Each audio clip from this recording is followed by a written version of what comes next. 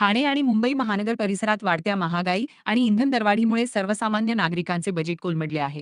Petrol आणि डिझेलच्या दरात सातत्याने वाढ झाल्याने प्रवास आणि मालवाहतूक महागली आहे. या दुहेरी फटक्यामुळे वाहतूक खर्च वाढल्याने भाजीपाला, किराणा आणि इतर जीवनावश्यक वस्तू महागल्या आहेत. या वाढत्या महागाईमुळे सर्वसामान्य नागरिक, व्यावसायिक, गृहिणी, टू व्हीलर ट्रेनिंग स्कूल आदींचे दैनंदिन बजेट पूर्णपणे कोलमडले पाहायला मिळत आहे.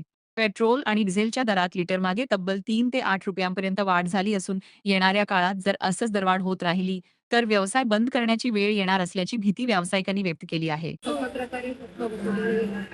पहले हमको सिलेंडर आता था 1600-1700 रुपये में। अभी आज की डेट में सिलेंडर 4,500 में आ रहा है।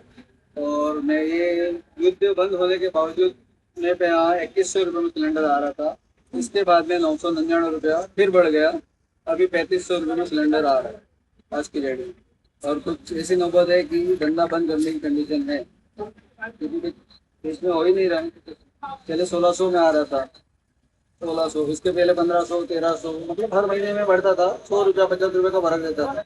लेकिन अभी डायरेक्ट 3000-3500 के लमसम में आ रहा है, जबकि पेपर होने के बावजूद भी यही कंडीशन है। चाय का भाव बढ़ गया है क्या? और गैस का भाव ग्राहक बढ़ गया है। ग्राहक क्या बोल रहे हैं? ग्राहक तो क्या बोल रहे हैं, उनको तो वही क्वालिटी चाहिए, वही रेट चाहिए। ग्राहक तो अभी डेली के अपने कस्टमर हैं। अभी कोई बंदा आता है, भिखारी लोग हैं, 5 रुपए की चाय भी तो पीते हैं, वो 5 की मांगेगा ना बेचारा। अभी दिन में 4 बार पिएगा तो 5 रुपए की चाय मांगता है। और बाकी ये बड़ी क्वांटिटी है, उसका 10 रुपये कटेंगे। रेट बढ़ाने का कोई मतलब नहीं है। बढ़ाएंगे तो कितना बढ़ाएंगे, कस्टमर देगा ही नहीं वेलकम करना पड़ेगा। यही नौबत है।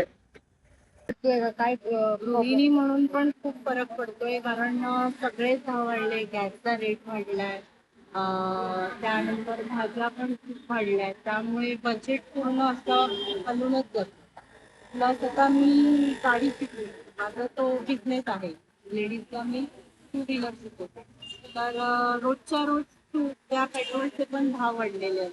एवढी महागाई वाढली ना, आम्ही बिझनेस करू शकत आहे ना आमचं घर नीट चालू शकत. एवढा महागाईचा असर झालेला आहे आमच्या पूर्ण लाईफ.